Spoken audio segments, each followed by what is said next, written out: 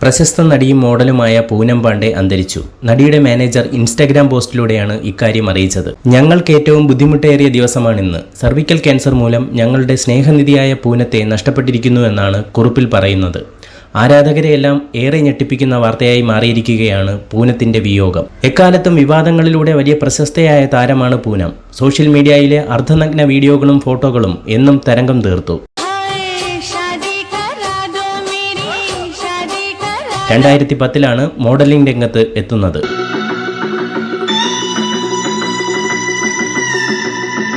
2011 cricket ലോകകപ്പ് India നേടുകയാണെങ്കിൽ പൂർണ്ണനഗ്നയായി പ്രത്യക്ഷപ്പെടുമെന്ന പ്രഖ്യാപനം നടത്തി ഞെട്ടിപ്പിച്ച താരമാണ് പൂനം പാണ്ഡെ. 32 വയസ്സു മാത്രമായിരുന്നു പൂനത്തിന്റെ പ്രായം.